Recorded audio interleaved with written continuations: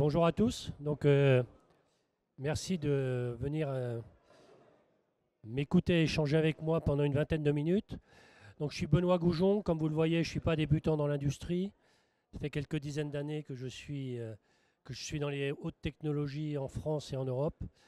Et je suis depuis 4 ans le patron du secteur public pour Nvidia en France.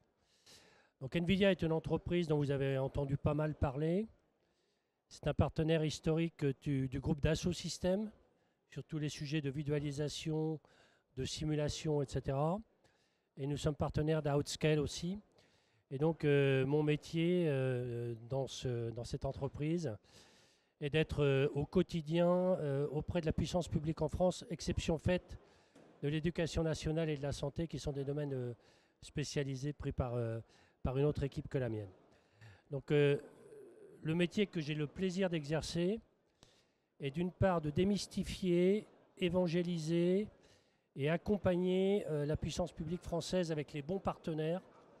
Et nous allons y revenir parce qu'on a pas mal de chance dans notre pays sur ce domaine de l'intelligence artificielle, car on a beaucoup de talents nationaux et beaucoup de bonnes questions. Donc le parcours qu'on va faire très rapide entre nous, c'est un petit peu que signifie l'intelligence artificielle dans le secteur public, aujourd'hui, peut-être demain, et comment un peu ça marche, et ensuite on peut avoir plein de questions. Donc, juste pour vous illustrer, je vais prochainement partager dans un grand ministère pendant 7 heures, une journée de 7 heures sur tous les sujets dont on parle. Donc le périmètre dont on parle est très vaste, beaucoup de gens en parlent, très peu sont capables de tout maîtriser. Il faut avoir une grande humilité, il faut avoir une grande sagesse, mais ça ne veut pas dire qu'il ne faut pas y aller. Alors, juste pour démarrer, parce qu'il y a quand même beaucoup de confusion dans les termes. Donc vous savez comme moi que l'intelligence artificielle est une notion qui existe depuis plus de 70 ans. Depuis plus de 70 ans, on parle d'intelligence artificielle. Et dans l'intelligence artificielle, on a ce grand cercle. Le machine learning a été une étape très importante dans l'intelligence artificielle. Donc, on entraîne des modèles et on leur fait apprendre des choses. Le deep learning, depuis moins de 10 ans, permet d'améliorer l'apprentissage, donc de paralléliser comme dans le cerveau. Donc, vous mettez en concurrence différents processus qui vont permettre de prendre une décision. Et donc là, on fait ce qu'on appelle de la prédiction. C'est pour ça qu'on parle de précision des modèles. C'est-à-dire on fait de la prédiction, mais de l'IA, ce n'est pas de l'informatique pure et dure. Ce n'est pas une transaction sur un serveur qui dit 1 plus 1 égale 2. C'est en ayant regardé un certain nombre de choses, on a une très très forte probabilité d'avoir ce résultat. C'est ça l'intelligence artificielle. Et ensuite est arrivée la nouvelle étape qui a popularisé énormément l'intelligence artificielle, c'est les large language models dont on va parler et generative AI. Donc le generative AI, ce n'est pas tout à fait la même logique. C'est-à-dire que vous avez toujours des réseaux dits neuronaux qui s'inspirent du cerveau, mais le principe de la generative AI, c'est de générer lui-même des données en faisant une séquence de mots ou de syllabes ou d'images ou de code informatique en disant voilà ce que va être l'étape suivante. Donc, beaucoup de gens confusent tout cela, il y a beaucoup de confusion. La réalité opérationnelle, quand on travaille sur des sujets de cette nature, c'est qu'on fait appel aux différentes techniques. Il est très rare d'avoir des vraies situations dans lesquelles il y a une seule technique. On fait appel à plusieurs techniques. Et là, je ne vous parle que de sujets qui ne... Là, je ne parle pas des jumeaux numériques, par exemple, même si on en parlait un petit peu. Donc, comme je vous disais, en France, on est un pays où on se pose beaucoup de questions. Et il y a un travail remarquable qui a été fait, dans lequel était, par exemple, Bernard Charlès, le patron de Dassault Systèmes, qui a été fait il y a 1 an et dont le rapport est sorti au mois de mars, d'une trentaine ou quarantaine d'experts français de l'industrie, de la recherche, de la médecine, etc., sur le point d'attention de l'État. Qu'est-ce que l'intelligence artificielle ? Qu'est-ce que ça veut dire pour la France ? Donc, qu'est-ce que ça veut dire pour la France ? À la fois pour la puissance publique, mais à la fois pour les citoyens. et quels sont les sujets sur lesquels on doit être, en tant qu'État, attentif, ou acteur, ou financeur, ou inventeur, ou chercheur. Donc, on ne laisse pas la main, on veut être un acteur très actif.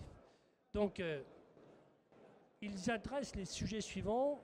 Il faut de l'équipement de calcul, bien sûr. Il faut des plateformes de données, des modèles de fondation, des modèles d'application, des services d'accompagnement, des éditeurs de logiciels et des outils à base d'IA. Le point très important dans cette segmentation qui est donnée par l'étude, c'est que la France et l'Union européenne doivent se mobiliser pour diffuser les systèmes IA, mais ne peuvent pas se contenter d'utiliser ceux développés à l'étranger. Donc, on parle vraiment de la notion que l'IA est un patrimoine comme le dictionnaire Larousse. On a notre culture, on a notre vocabulaire, on a nos langages, on a nos habitudes. Et donc notre mode de pensée, la manière dont notre pays fonctionne, est très associé à notre langue, nos habitudes, nos organisations. D'où la raison et l'attention de notre pays, à juste titre, de dire « je dois être propriétaire et en maîtrise de ces sujets-là ». Alors on ne peut pas tout maîtriser, mais on peut maîtriser beaucoup de choses. Je peux témoigner dans mon quotidien, dans les différents acteurs que je rencontre dans la puissance publique française. Ça va de gens qui sont développeurs informatiques, qui sont dans des groupes d'innovation, qui sont dans des cabinets ministériels, à la SNCF et autres. On peut être fier du niveau de questions qu'on se pose et aussi de réalisation. Donc on se pose des bonnes questions. Et vous voyez, ensuite, il y a quand même 2-3 petites choses, particulièrement dans le contexte de défis que la France a, mais comme les autres pays, c'est que l'IA augmente significativement la productivité. Ça doit produire de nouvelles idées.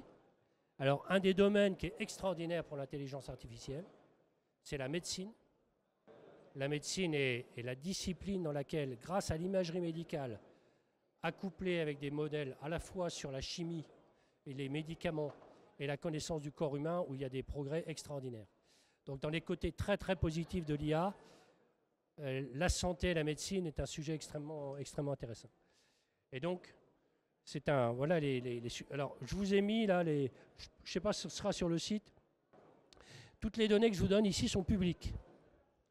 Donc ensuite, on ne s'est pas arrêté au niveau de la France à dire il y a un groupe dirigé par Anne Bouvreau qui fait ça. Il y a eu aussi des études très très bien faites. Et là, honnêtement, j'ai été sidéré et estomaqué par la qualité des travaux qui ont été menés par le Sénat. Donc le Sénat, en contrepoint de ce que je viens de dire avant, a mené des études très approfondies sur l'intelligence artificielle pour l'État français. Donc ils ont sorti déjà 2 rapports. Le premier rapport sur les prestations sociales, les impôts et la lutte contre la fraude. Un deuxième sur la santé. Il y en aura 3 autres qui arrivent. Et donc ceci est, vous regardez sur le site du Sénat, et je peux vous dire que ce que j'ai donné à mes amis, j'ai des amis qui m'ont dit mais finalement l'IA c'est quoi? Et je leur ai demandé de lire 2 rapports. Le premier, je vous ai montré, c'est en français dans le texte, très très bien expliqué. Vous avez aussi la version en anglais d'ailleurs. Et vous prenez un exemple là-dessus, je me pose la question de qu'est-ce que ça signifie l'intelligence artificielle dans tel ou tel domaine, les pistes sont énormes. Voilà, c'est très clair. Alors, je travaille un petit peu là-dessus, en plus c'est une de mes passions. Donc on parle entre autres de la fraude. On dit que la fraude est complexe, elle implique du texte et l'intelligence artificielle est utile. Ça c'est un bon exemple que ces techniques d'intelligence artificielle ou ces technologies font enrichir des choses qui existent pour la plupart du temps. La DGFiP à Bercy, elle a fait plein de choses depuis très longtemps. Et elle enrichit et elle améliore ce qu'elle fait grâce à ces techniques-là. Et on n'est jamais aussi bien en maîtrise du sujet, en IA, on délègue à l'IA ou on confie à l'IA des choses qu'on connaît bien. J'ai un exemple dans le secteur public où il y a un organisme du secteur public qui a beaucoup d'employés, beaucoup de fonctionnaires, je ne sais pas si c'est fonctionnaires contractuels, peu importe, plusieurs dizaines de milliers. Ils ont un chatbot pour la mutuelle qui existe depuis pas mal d'années. Donc ils ont dit, j'améliore mon chatbot en reconnaissance vocale avec de l'IA. Et donc ils sont capables de mesurer s'il y a une valeur, de l'intérêt à faire ceci, puisqu'ils ont déjà un point de référence. Donc je trouve que c'est assez intéressant d'être pragmatique comme ça. Alors, si maintenant on regarde tous les sujets d'usage dans l'IA dans le secteur public, c'est énorme.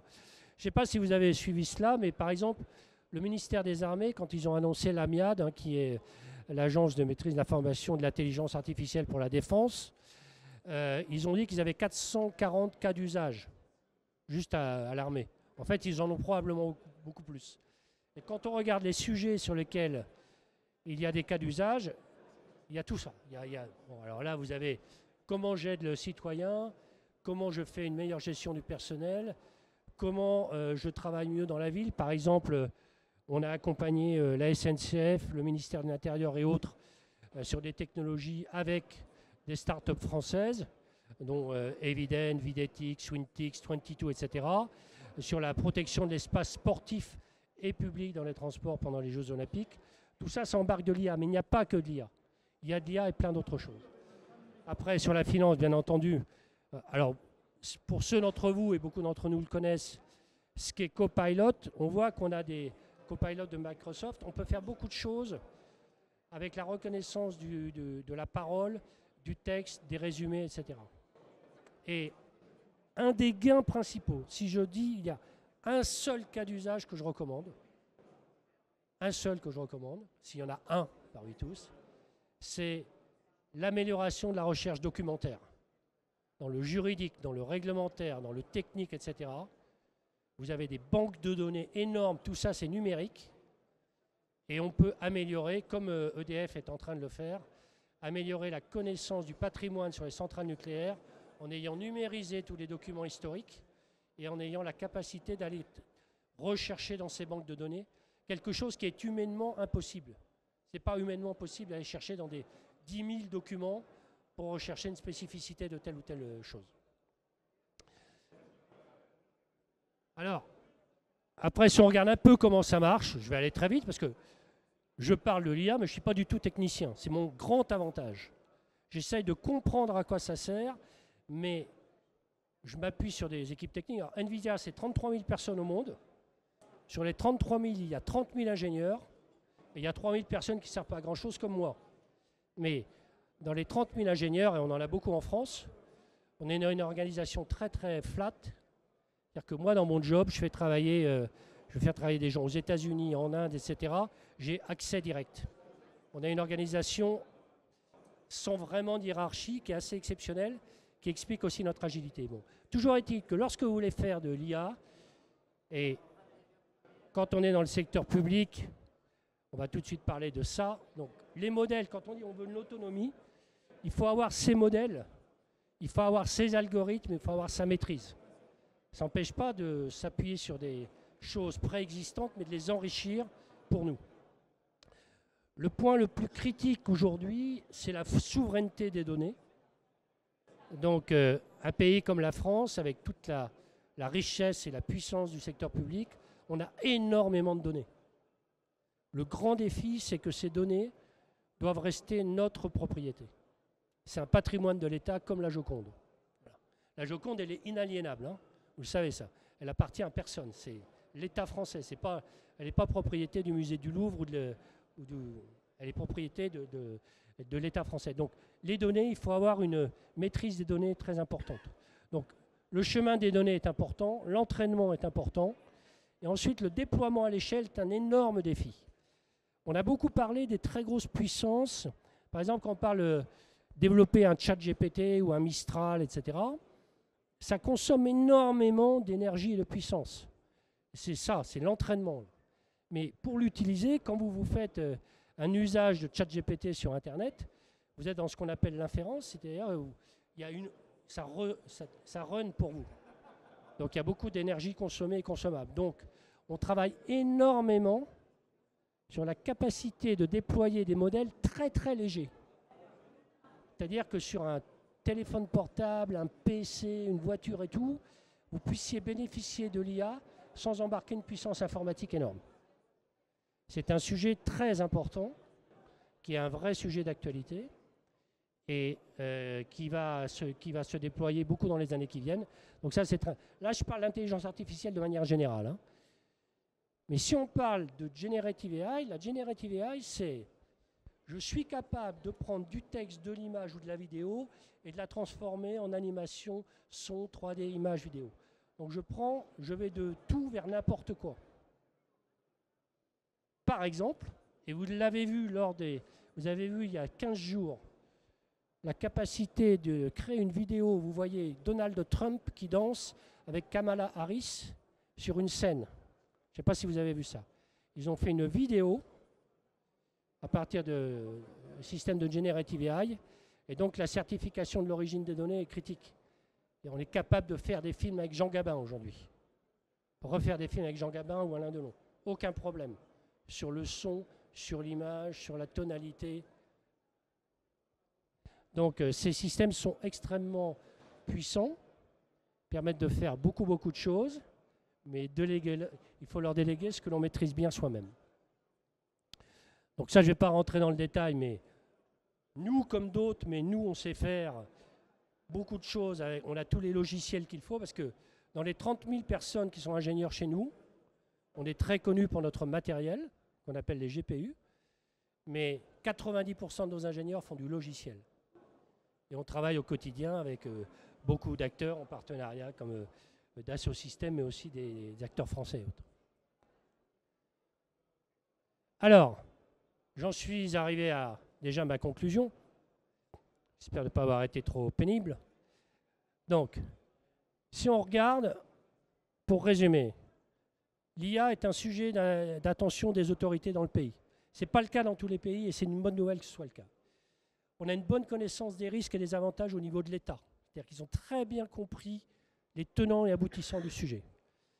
On a des domaines d'application très vastes dans tous les domaines du secteur. C'est très pertinent pour la modernisation de l'État, avec une capacité de dire je fais les tâches pénibles que les agents ou fonctionnaires autres n'ont pas envie de faire. Comme ça, je vais donner plus d'espace pour aider les citoyens. La souveraineté est indispensable sur les données, les infrastructures et le développement. On a un atout énorme en France. Je ne sais pas si vous le savez, mais si vous faites un centre informatique en France, en termes d'empreinte CO2, ça fait 7 fois moins qu'en Angleterre et 11 fois moins qu'en Allemagne. Donc ça, c'est un avantage compétitif pour le pays aussi. C'est-à-dire qu'on peut, nous aussi, avoir des centres. Alors, après, les pays nordiques, pour le refroidissement, sont avantagés. L'Islande est connue pour ça. Et on a des compétences nationales, des data centers, et on a une réalité dans plusieurs domaines. Donc, maintenant, quand vous allez un peu à l'international, ce qui m'arrive régulièrement, on est quand même une petite pépite, notre pays. Il faut quand même... on peut faire un peu le coq. Moi, j'aime bien. Parce que vous voyez ça, ce petit logo là, c'est un logo qui veut dire Cocorico. C'est nous les Français, on a un truc bien. Voilà. Ça vient pas de moi, c'est sur les sites officiels de la France. Donc on a quand même des data scientists extraordinaires. Il y en a beaucoup chez Google, beaucoup chez Amazon, beaucoup chez Microsoft. Et on en a en France avec des sociétés comme QTI dans le groupe Iliad, la société Mistral, etc., etc. Donc on a quand même une belle école. On a des Mistral, on a des Capgemini, on a plein de boîtes superbes. On a un écosystème de start-up assez extraordinaire. Quand il y a 3 ans, le ministère de l'Intérieur nous a dit, écoutez, il faut qu'on soit assez astucieux tout en étant dans la réglementation, dans le cadre des Jeux Olympiques pour la sûreté et sécurité des sportifs et citoyens. Il faut qu'on mette des caméras, mais comment on travaille avec ? On a trouvé en France 10 sociétés françaises, 10. 9 d'entre elles ont un patron qui a moins de 34 ans et qui ont des solutions qui savent passer à l'échelle et qui font ce genre de choses. Donc on a beaucoup de start-up très brillantes. Donc on a le savoir-faire ici. Et on a une énergie propre, on a des cloud providers locaux comme Outscale, et on a un rayonnement scientifique. Donc je dirais entre nous, c'est une opportunité. On a la matière, les moyens de la faire ensemble. Et donc, si vous avez des questions, et même vous avez mon mail ici. Hein. Moi, mon job, c'est de venir vous voir, de parler, de rencontrer, d'avancer, de regarder ce qui est possible. Donc, si vous avez des questions, n'hésitez pas.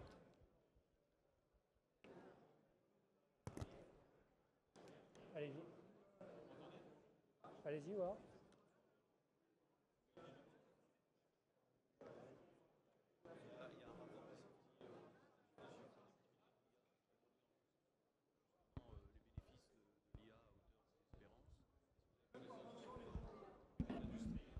Oui, alors la question est à propos de la productivité de l'IA. Il y a des rapports qui est. Alors, ça, c'est très, très américain.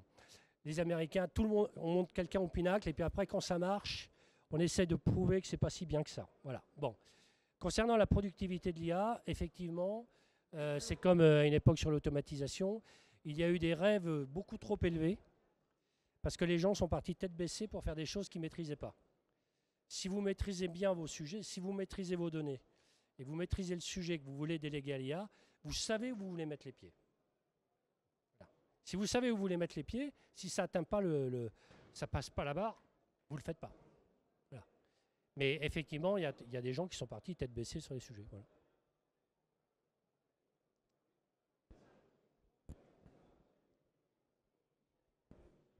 Vous avez d'autres questions? Si vous avez une question, levez la main, on vous donne le micro. Excusez-moi, hein, je suis venu avec mes questions. Alors c'est une question un peu pénible. Est-ce que l'IA est un bon outil face à des processus non markoviens? Je veux dire par là que, alors markovien, pour pas jargonner, en gros, est-ce que ça peut prendre en compte des comportements cumulés? Je prends un exemple. Votre vie sur votre email perso est cumulative de tout ce que vous avez fait avant, ce qui peut être analysé pour anticiper vos goûts futurs ou rejeter ce qui vous manifestement vous plaît pas, etc. C'est-à-dire que ce qui vous est proposé, c'est les algorithmes un peu de Google, quoi, hein, pour faire court, tient compte du cumul de ce qui a précédé dans votre vie, quoi. Donc c'est un processus non markovien au sens où ça ne tient pas simplement compte du dernier événement de votre vie, quoi. Est-ce que la modélisation dont on parle peut tenir compte de ça? Je pense par exemple à vous évoquez des chatbots qui peuvent-ils être personnalisés en fonction de la nature des publics qui les utilisent, quoi. Non mais on utilise la question que vous posez. La réponse, elle est assez simple en fait. C'est-à-dire que tout dépend comment vous alimentez votre système, avec quel volume de données et quelle profondeur de données. Quand on veut faire du médical de manière précise, sur identifier des maladies, plus on a de profondeur de champ et plus on a de nombre de patients, mieux on saura faire. Donc ces systèmes sont plus performants ou plus efficaces quand ils ont un grand volume de données. Quand vous dites je mets en parallèle des choses distinctes, quand on veut faire de l'identification pour la protection du territoire avec des drones ou des avions, etc., qui veulent arriver, croyez-moi que les systèmes de défense, ce n'est pas un seul système radar. Il y a plein de systèmes différents. Donc il y a des sources de données différentes, à différentes altitudes, avec différentes longueurs d'onde. Il y en a qui sont visuelles, il y en a qui sont acoustiques, il y en a qui sont avec d'autres longueurs d'onde, sur des dérives. Et donc, effectivement, aujourd'hui, la puissance de traitement permet d'embarquer tous ces systèmes. Le problème n'est pas logique, il est plus physique, c'est-à-dire, est-ce que j'ai l'infrastructure technique qui va me permettre de faire cela? Donc il y a des sujets qu'on sait adresser, d'autres pas. Bon, il y a beaucoup de sujets traitables.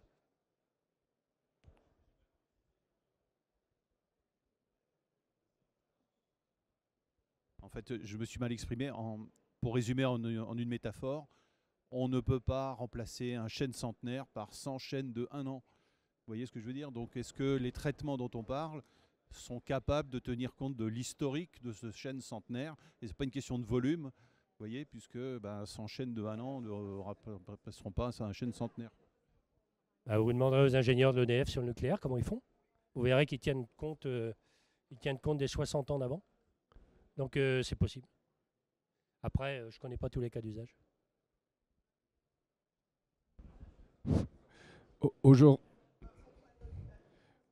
Aujourd'hui, l'État français cherche à faire des économies. Comment l'IA va-t-elle pouvoir aider à améliorer la productivité de l'État et à ne pas remplacer un fonctionnaire sur 2? Alors c'est une excellente question. C'est une excellente question parce que quand vous regardez l'IA, mais ce n'est pas propre à l'IA, hein. C'est propre à l'automatisation et à l'informatique. C'est-à-dire que l'IA est finalement une discipline nouvelle, mais qui, au bout du compte, va prendre des tâches qui étaient auparavant faites par les êtres humains. Ça, c'est catégorie A. Catégorie B, c'est que ça permet de faire des choses que l'être humain ne sait pas faire. Typiquement, trouver en moins de 10 minutes un texte dans 10 000 documents. Ça, un être humain ne sait pas le faire. Donc si on reprend ce qu'a dit le Sénat dit la première piste pour l'État, c'est pas de remplacer les fonctionnaires. La première piste pour l'État, c'est d'aller chercher la fraude. Parce que quand vous regardez, je ne sais pas celui-là, voilà, l'IA contre la fraude, totem fiscal, tabou social. Nous savons, les gens qui savent, qu'il y a des sommes gigantesques en fraude. Voilà. Et il y a déjà des techniques qui existent. Est-ce que c'est une volonté politique? C'est un choix politique. La deuxième chose, c'est que je ne vais pas dire que ce n'est pas le cas. Il y a plein de tâches où c'est une question d'organisation du travail aussi. C'est-à-dire que quand vous dites, est-ce que je vais remplacer des gens qui ont un emploi en tant qu'agent du service public? La question, c'est pas trop comme ça qu'il faut se la poser. La question, c'est de dire, au regard des capacités technologiques d'aujourd'hui, comment est-ce que j'organise mon service public? Quel est le rôle que je donne à mes agents? Est-ce que le rôle de mes agents, c'est de recevoir des courriers et transmettre et répondre alors que ceci peut être automatisé? Ou est-ce que le rôle de mes agents, c'est de dialoguer, rencontrer les gens et faire autre chose qu'un espèce de chatbot au téléphone qui répond et qui ne sait pas répondre à la question que vous voulez? Mais c'est une question de transformation, et ça c'est vrai dans le public comme dans le privé, et donc ça ne se fera pas en 24 heures. Oui, une dernière question. Est-ce que vous, chez NVIDIA, aujourd'hui, vous avez déjà des projets en cours avec les services publics dont vous pouvez nous parler d'utilisation concrète d'IA que n'importe qui pourrait comprendre? Alors, il y en a beaucoup dont je n'ai pas le droit de parler. Et il y en a quelques-uns sur lesquels il y a des progrès de fait, mais je ne veux pas donner trop de détails. En particulier pour les recherches très évoluées sur l'histoire, pour reprendre ce que vous disiez, sur quand on a tout le stock des bases de données, des feuilles maladies de 70 millions de personnes pendant 30 ans ou 40 ans, et identifier, remonter pourquoi moi j'ai un jumeau qui était né le même jour que moi à l'école et il est mort il y a 3 ans. On est né à 2 villages l'un de l'autre. Pourquoi lui il a eu un cancer et que moi je n'ai rien? Voilà. Et donc on peut avec l'IA aller encore plus loin dans les recherches de cette nature. Il y a d'autres sujets qui sont intéressants sur la météo. La météo utilise beaucoup ça. Il y a d'autres sujets actuellement pour améliorer les cartes marines, les cartes du BRGM, etc. Par exemple, au niveau maritime, on a la deuxième surface maritime au monde. Aujourd'hui, les cartes sous-marines ont fait à 5 km ou 1 km de précision. On voudrait descendre, on est plus précis sur Mars. À Mars, on est 400 mètres. Donc on voudrait descendre. Donc pour faire ça, les technologies qu'il faut, c'est la combinaison de pas mal de technologies dont dire. Je vais m'arrêter parce qu'on me vire. Voilà. Merci à tous.